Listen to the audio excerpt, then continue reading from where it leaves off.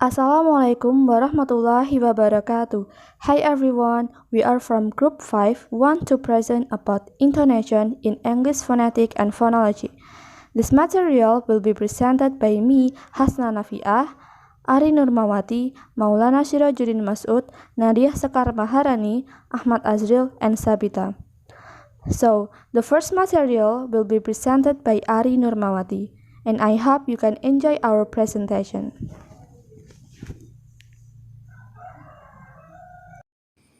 Baik, yang pertama saya akan membahas tentang tonic syllable, tones, dan intonation phrases. So, what is intonation? Intonation is the variation or change that take place in the pitch of our voice in connected speech while speaking with others. Jadi, intonasi adalah variasi atau perubahan yang terjadi pada nada suara kita dalam connected speech atau saat berbicara dengan orang lain. Intonation is very important in speech because change in the tone may change the meaning or the interpretation of a statement. Jadi intonasi sangat penting dalam kemampuan berbicara karena perubahan nada dapat mengubah makna atau interpretasi suatu pernyataan. Coba lihat gambar di samping. Tanda garis miring 1 berarti berhenti sebentar. Tanda garis miring 2 berarti berhenti lama. Tanda garis ke atas berarti intonasi naik. Tanda garis ke bawah berarti intonasi turun. Dan tanda garis datar atau horizontal berarti intonasi datar.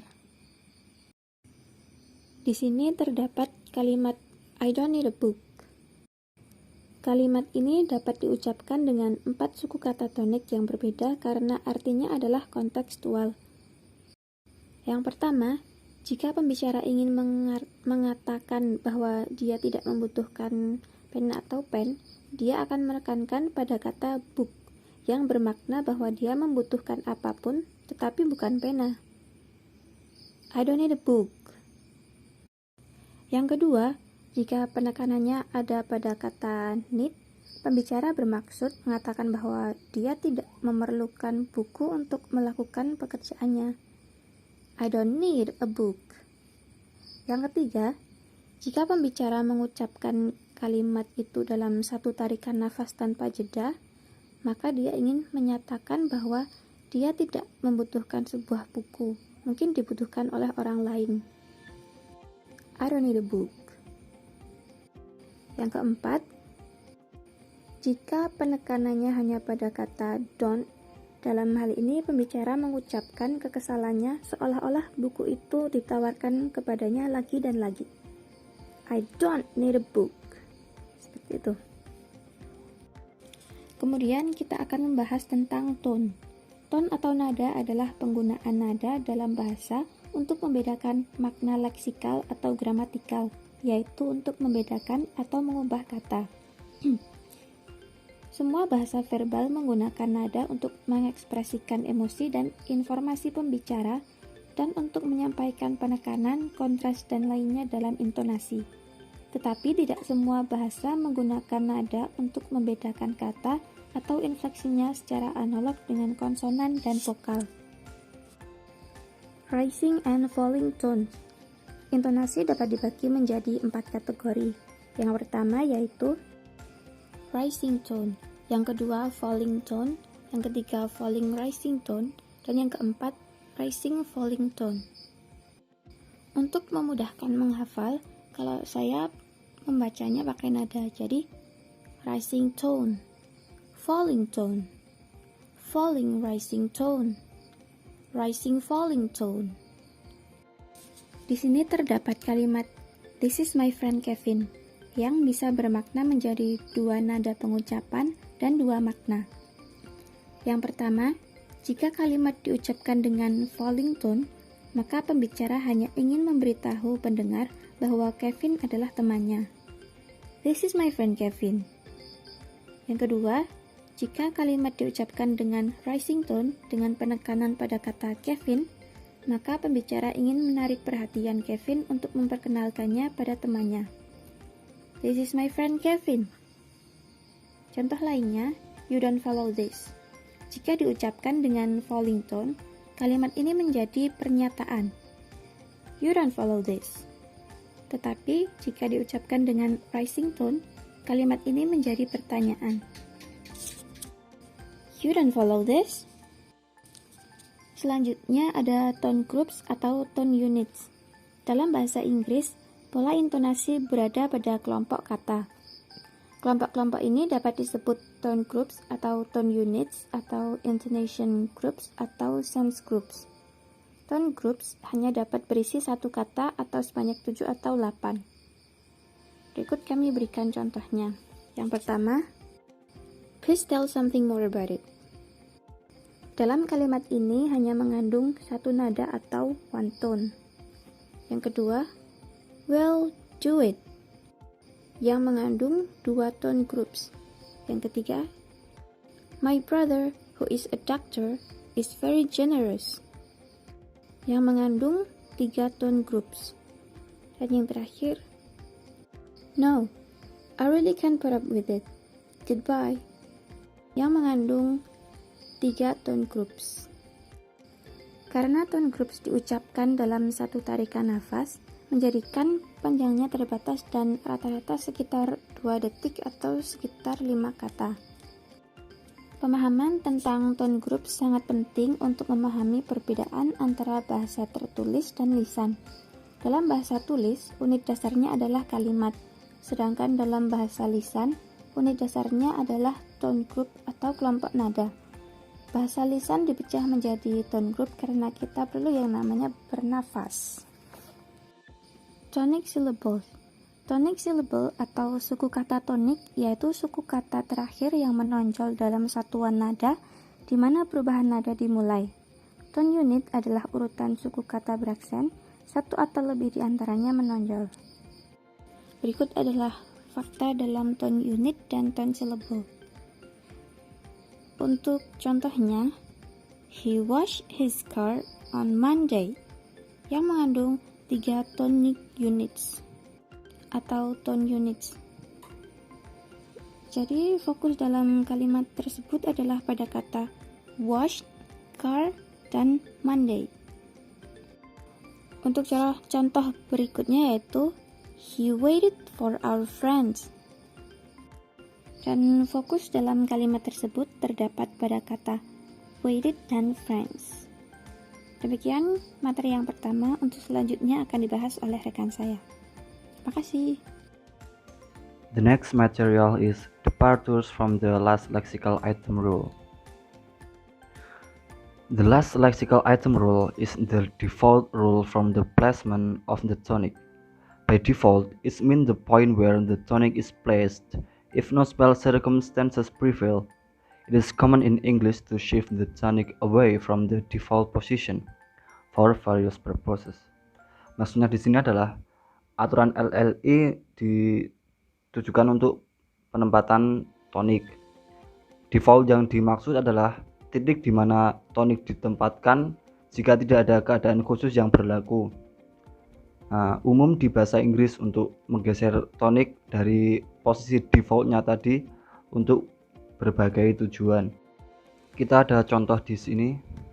Yang pertama adalah John is taking the train to London. Contoh yang kedua, John is taking the train to London. Contoh yang ketiga adalah John is taking the train to London. Ketiga contoh di sini mempunyai tempat contrastive intonation yang berbeda. Contohnya yang A ini titik contrastive intonationnya di London. Jadi itu adalah pattern default dari tonic placement yang berada pada akhir kalimat atau last lexical item. Sedangkan pada contoh yang kedua ini titik contrastive intonation-nya berada pada train. Itu menunjukkan bahwa kereta itu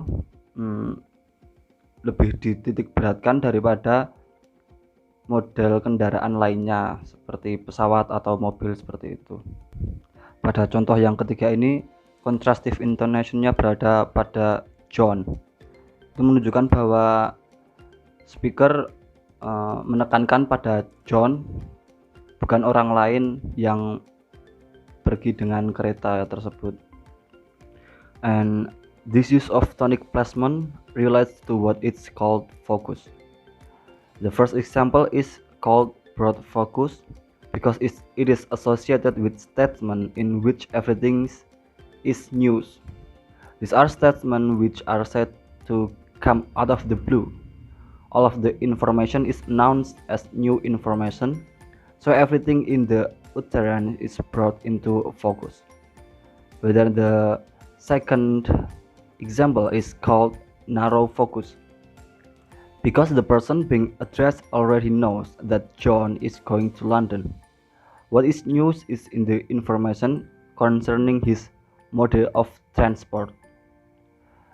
The third example is also called narrow focus because the addressee knows that someone is taking the train to London and is being informed that the person in question is John.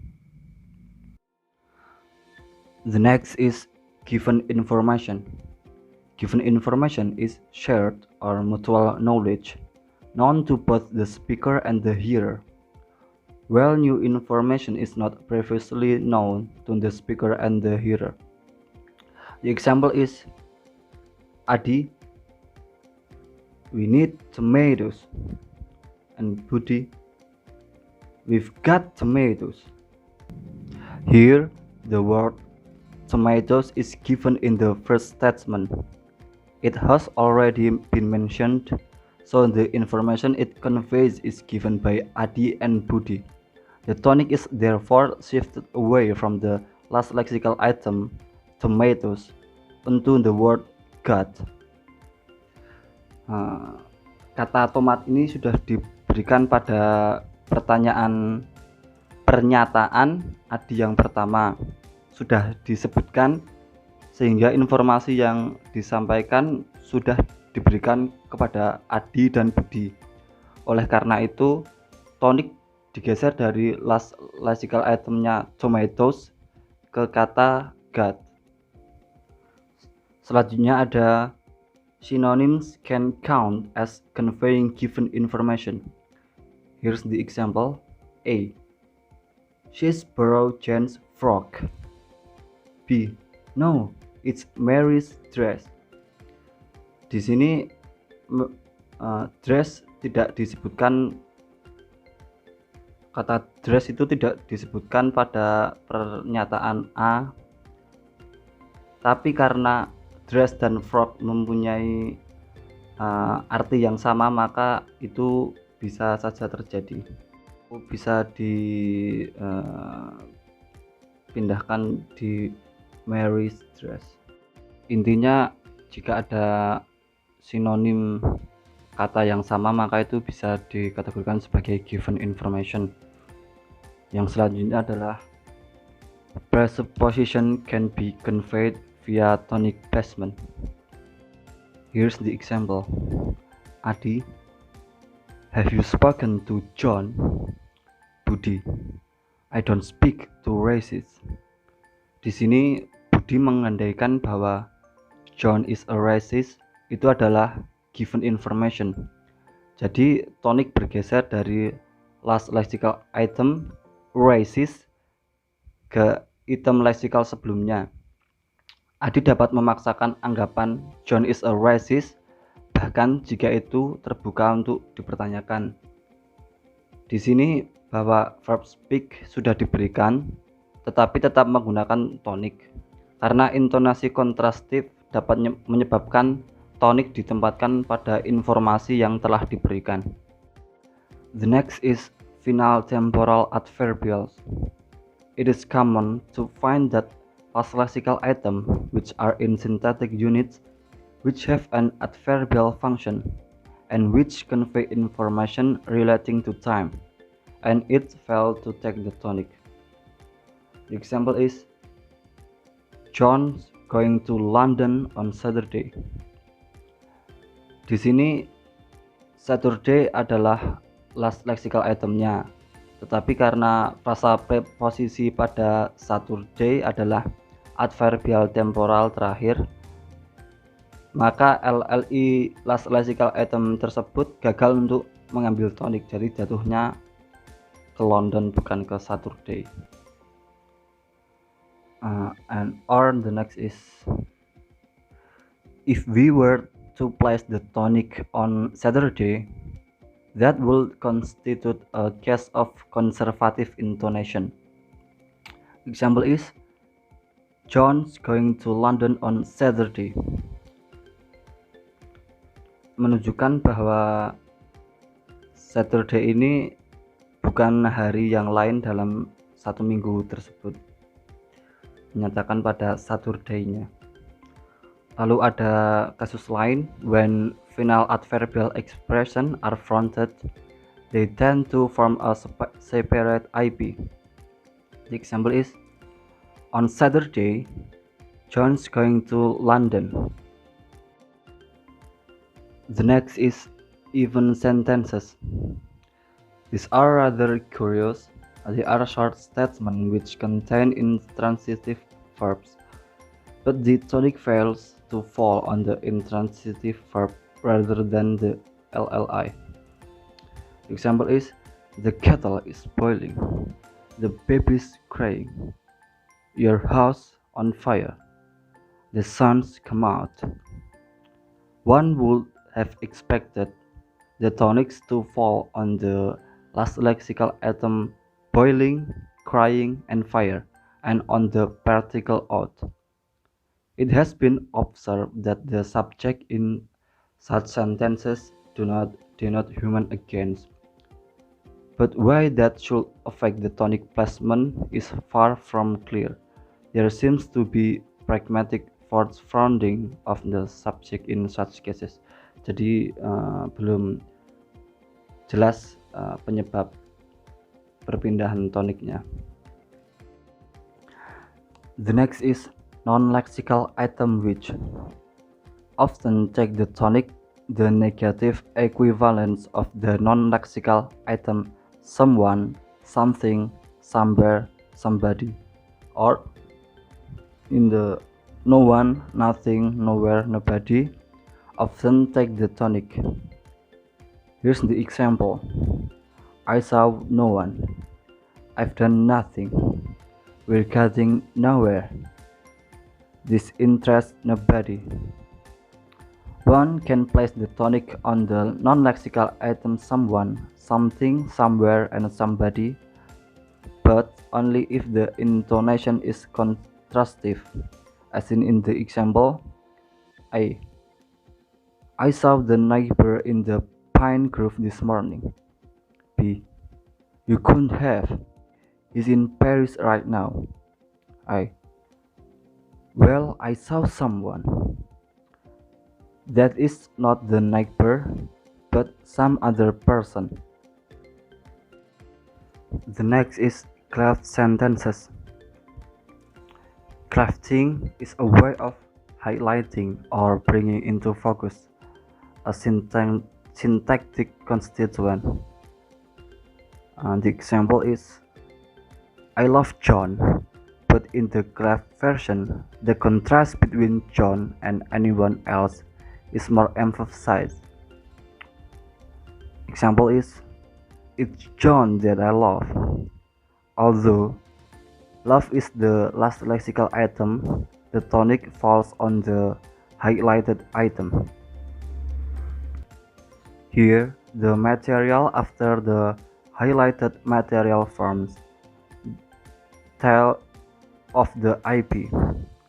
The hearer knows that the speaker loves someone, so that knowledge is given and no further tonic is required.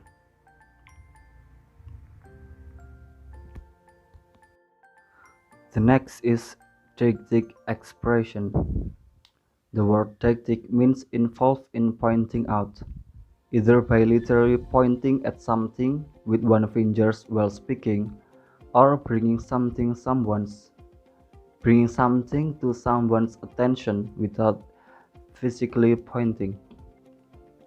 Deictic expression in English include the demonstrative word this, that, this, and those. These count as function words, so they do not take the tonic when the last lexical item rule applies. Kata deiktik berarti terlibat dalam menunjukkan, baik secara harfiah menunjuk sesuatu dengan jari seseorang saat berbicara, atau membawa sesuatu ke perhatian seseorang tanpa menunjuk secara fisik. Deiktik dalam bahasa Inggris termasuk kata-kata demonstratif this, that, this, and those. Ini dihitung sebagai function words sehingga mereka tidak mengambil tonik ketika aturan last lexical item berlaku. And here is the example. The first is, could you give me that? The next, can I have 5 of those? In such utterances, it is clear from the context of utterance what that and those are being used to refer to. Masih dalam percakapan tersebut itu sudah jelas bahwa konteksnya itu merujuk kepada apa. Misalnya contoh A, mungkin orang tuanya untuk meminta anaknya untuk mengambilkan sebuah pisau. Untuk contoh yang ke B, mungkin pembeli meminta penjual untuk memberikannya 5 buah jeruk. And if the thing being referred to is explicitly mentioned, the last lexical item rule will assign the tonic to the noun in question.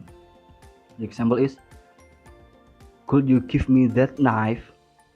And can I have 5 of those oranges? Jika rujukannya tersebut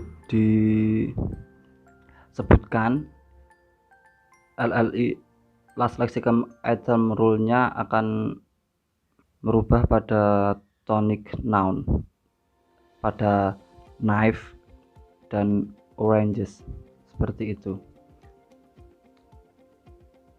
And the tonic can fall on deictic expression when they are being used contrastively.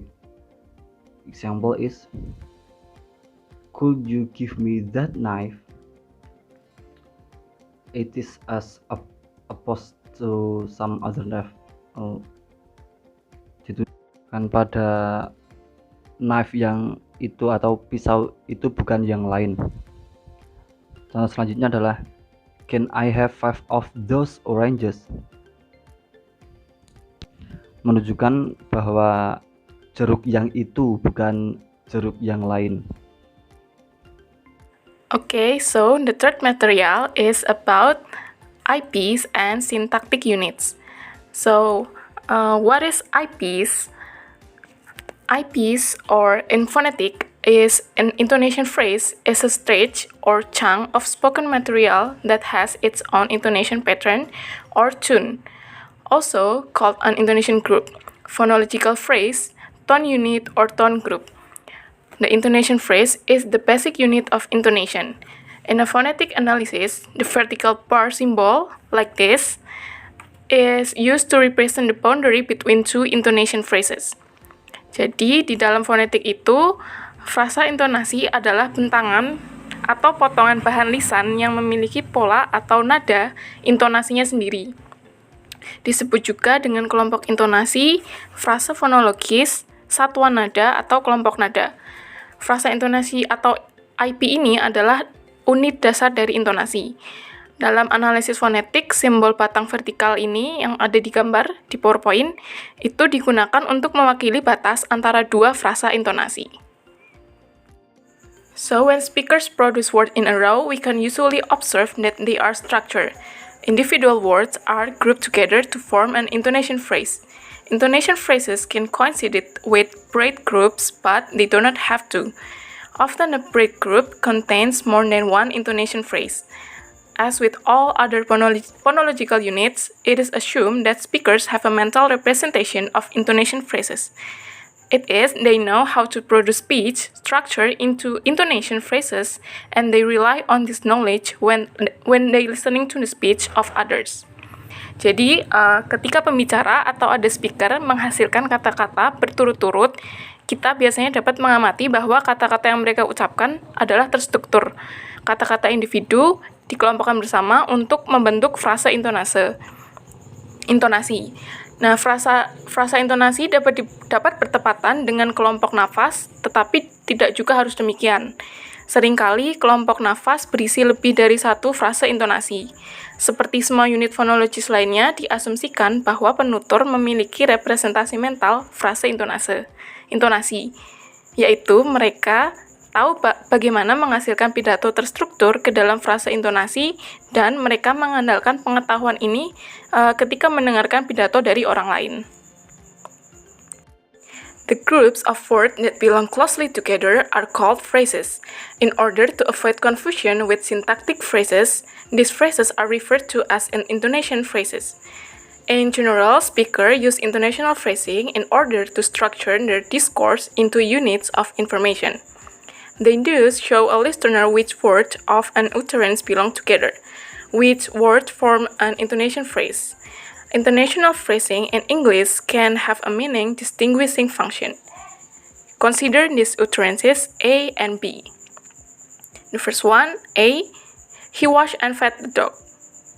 The second, B, he washed and fed the dog. If the intonation phrase he washed and fed the dog is produced as one intonation phrase, its meaning is that a person both washed and fed a dog. Conversely, if the same utterance is produced as a sequence of two intonation phrases with an intonation boundary after wash, indicated by the symbol this bar, or straight line, the meaning of the utterance changes into someone who washed himself and fed a dog. Jadi, ada perbedaan makna dan fungsi dalam ungkapan intonasi di dalam bahasa Inggris ini, yang seperti ada pada contoh berikut di kalimat A, yaitu dia memandikan dan memberi makan anjing itu.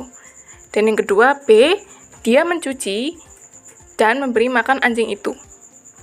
Jika frasa intonasi dia mencuci dan memberi makan anjing diproduksi sebagai satu frasa intonasi saja, artinya seseorang memandikan dan memberikan makan seekor anjing. Sebaliknya, jika ujaran yang sama dihasilkan sebagai rangkaian dua frasa intonasi, dengan adanya batas intonasi setelah kata dicuci ditunjukkan dengan simbol bar atau straight line ini, garis lurus ini, makna ujaran tersebut akan berubah menjadi seseorang yang membasuh dirinya dan memberi makan seekor anjing. The next one is tonality or chunking. The speaker doesn't necessarily have to follow the rule of an IP for each clause. There are many cases where the different kinds of chunking are possible. For example, if a speaker wants to say, "We don't know who she is," it is possible to say the whole utterance as a single IP, or one intonation pattern. For an example, "We don't know who she is." But it's also possible to divide the material up in at least the following possible ways. The first one, "We don't know who she is." The second one, "We don't know who she is." The third one, "We don't know who she is." And the last, "We don't know who she is." Thus, the speaker may present the material as 2 or 3 pieces of information rather than a single piece. This is called tonality or chunking. Jadi, tonalitas atau memotong. Pembicara tidak harus mengikuti aturan IP untuk setiap klausanya. Ada banyak kasus di mana berbagai jenis chunking itu dimungkinkan. Misalnya, jika seseorang pembicara itu ingin mengatakan, seperti tadi, kami tidak tahu siapa dia. Dimungkinkan untuk mengatakan seluruh ucapan sebagai IP tunggal atau satu pola intonasi. Seperti yang ada pada contoh, kami tidak tahu siapa dia, tetapi juga dimungkinkan untuk membagi materi setidaknya dengan cara-cara berikut ini. Yang pertama yaitu, kami tidak tahu siapa dia. Yang kedua, kami tidak tahu siapa dia. Yang ketiga, kami tidak tahu siapa dia. Yang terakhir, kami tidak tahu siapa dia. Dengan demikian, pembicara dapat menyajikan materi sebagai 2 atau 3 potongan informasi dari sepotong tunggal. Ini adalah yang disebut dengan nada suara atau tonality atau chunking. The next one is parenticles. Parenthetical information is extra, optional information offered by the speaker. If parenticles are omitted from a syntactic structure, the structure in question remains grammatically well formed. Let us look at some types of this parenthetical. The first one is non-restrictive relative clauses. Example, the guys in the car who were hungry ate some sandwiches. Here, the IP boundaries correspond to the commas in the written form of the sentence. The tonic fall on the LLIs in each IP, car, hungry, and sandwiches. The meaning convey is that all of the guys in the car were hungry. Thus, the expression non-restrictive relative clause. Jadi, clause relatif non-restrictive ini, di sini ada batas IP sesuai dengan koma dalam bentuk kalimat tertulis. Tonik yang jatuh pada LLI di setiap IP, seperti pada mobil, lapar, dan sandwich. Makna yang disampaikan adalah bahwa semua orang di dalam mobil itu lapar. Dengan demikian, ungkapan klausa relatif non-restrictive. The second one is restrictive relative clauses. Note that these do not normally count as parenticles, and thus do not normally form a separate IP, as in, for example, the guys in the car who were hungry ate some sandwiches. In the second example, there are only 2 IPs, as opposed in the first. The subject-noun phrase is sufficiently long to form a separate IP, but the restrictive relative clause within that noun phrase doesn't form a separate IP. The difference in meaning between A and B is that in B, it is not necessarily the case that all of the guys in the car were hungry. The meaning is restricted only to the hungry guys in the car. Klausa relatif terbatas. Perhatikan bahwa ini biasanya tidak dihitung sebagai tanda kurung. Dan dengan demikian biasanya tidak membentuk IP terpisah seperti pada yang ada contoh tadi, yaitu orang-orang di mobil yang lapar makan beberapa sandwich. Dalam contoh kedua, hanya ada 2 IP. Berbeda dengan pertama, frase kata benda subjek cukup panjang untuk membentuk IP terpisah, tetapi klausa relatif restriktif dalam frase kata benda tersebut tidak membentuk IP yang terpisah.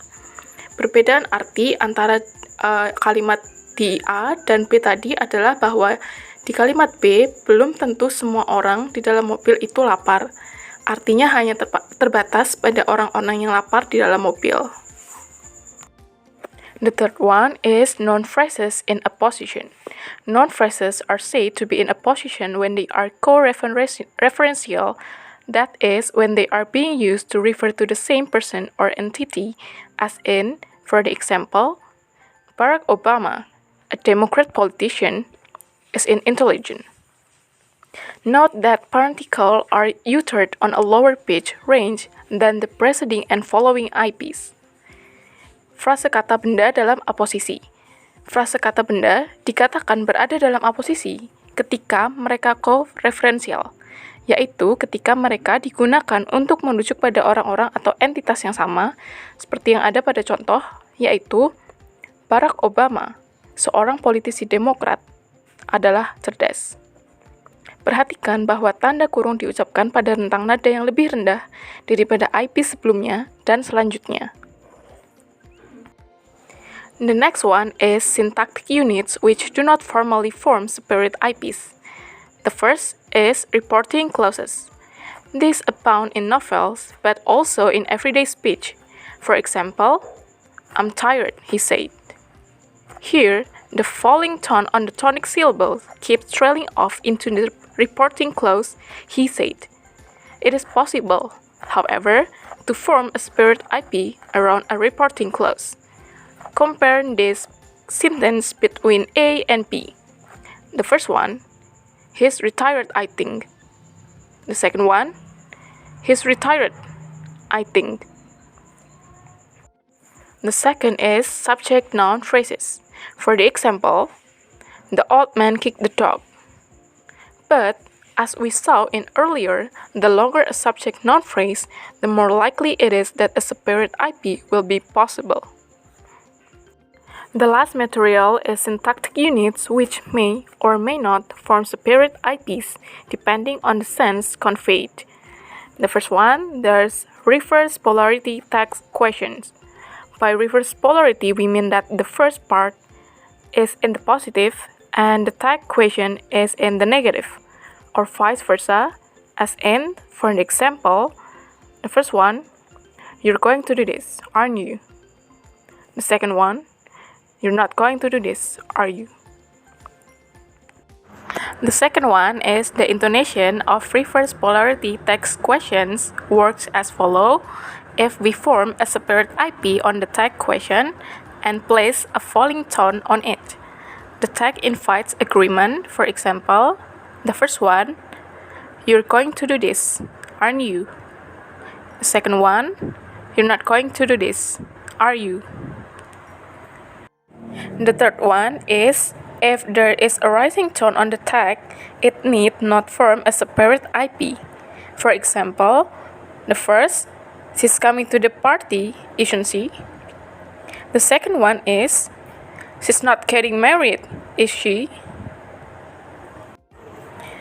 And here, the tag question forms part of the tail of the IP, but the tag question can form a separate IP. For example, the first one, she's coming to the party, isn't she? The second one, she's not getting married, is she? The differences in convey meaning are subtle. In 3a, the speaker is not entirely certain whether she's coming to the party. In 4b, the speaker may be expressing surprise or even astonishment, whereas in 4a and 4b, the speaker is a lot less sure and is posing more of a query than in 3a and 3b. And the next material will be presenting by Hasna Nafia. The time is yours. Next is tonic placement, epiboundaries, and syntax. A. Phrasal verbs. Phrasal verbs in English have two parts. The first part, which looks like a normal verb, and the second part, which looks like a preposition or particle. Phrasal verbs can be A. Transitive phrasal verbs, which means that they are followed by a direct object. If the direct object noun phrase is a phrasal, the tonic falls on the head noun in the noun phrase. For example, he chatted up the waiters, where the waiters is the direct object. Second, he chatted the waiters up. If the direct object noun phrase is a pronoun, the tonic falls on the particle. For example, he chatted her up. B. Intransitive phrasal verb. There is no direct object is required. This takes the tonic on the particle. For example, he backs down. However, many short sentences with intransitive phrasal verbs are even sentences, in which case the tonic is retracted. First, the plane blew up. Second, the car broke down. Next is degree adverbials. The most central example of a degree adverbial is the word very. It functions to modify adjectives in adjective phrase and adverbs in adverb phrase. For example, he is very tall, yang merupakan adjective phrase. Second, he talks very slowly, yang merupakan adverb phrase. And then other degree adverbials include so, incredibly, the maths were both bloody, and the stronger F word, as in, he's so stupid. Second, he is incredibly arrogant. Third, he's bloody good, and then he is fucking good. But the tonic can be placed on the degree adverbial for emphasis, as in, he's so stupid. Second, he is incredibly arrogant. And then there is a use of so in colloquial English, which acts as a verb phrase adverbial and takes the tonic with an exclamatory tone as in, first, I am so not shining shoes.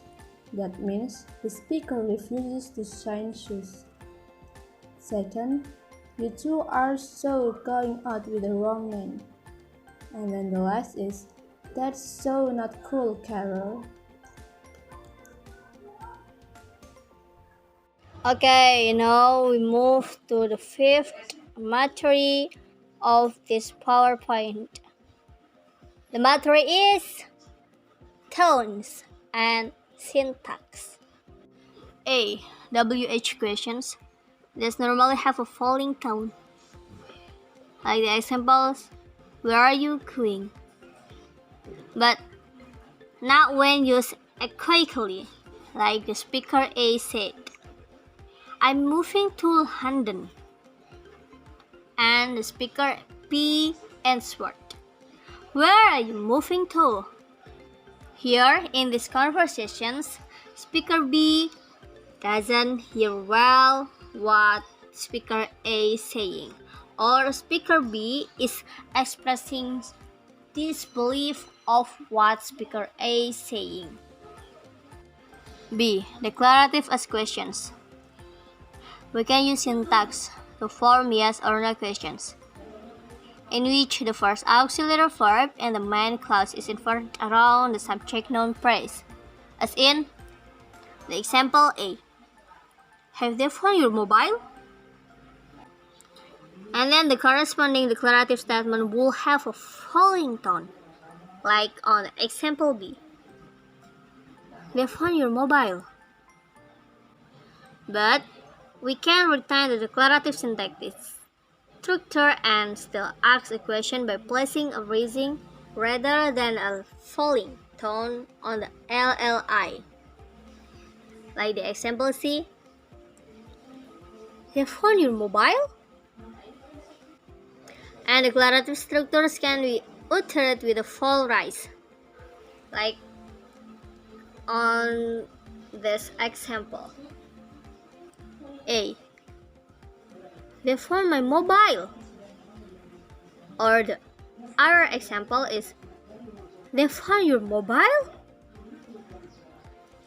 In these conversations, in using a full rise, B is expressing surprise that the mobile has been found, or that it is the mobile, as opposite to some other lost object that has been found. Okay, and the next slide is tonic placement and discourse context. A. Vocatives. Vocative expressions are used for addressing one's interlocutor, as in the following extracts from telephone message left by a speaker calling a friend called Nick. A. Nick, it's me. B. It's me, Nick. Here the speaker assumes that the address Nick can identify the voice of the person calling, or that Nick is expecting a call from that person. Initial vocatives form a spirit IP. Nick, it's me. Final vocatives denote it's me, Nick. Event IP is formed around the final Nick, as in it's me, Nick. Then the word Nick is not interpreted as a vocative, rather it is interpreted as the name of the caller. B. Other meaning difference conveyed by IP boundaries. As we've seen, the placement of IP boundaries and or the kind of tone we select can convey difference in meaning. Consider A. He didn't marry her because he was French. He didn't marry her because he was French. This means that he did marry her, but not because he was French. B. He didn't marry her because he was French. He didn't marry her because he was French. This means that he didn't marry her, the reason being that she was French. In negation, I think that's all that we've got. I'm sorry if there is a mistake. Wassalamualaikum warahmatullahi wabarakatuh.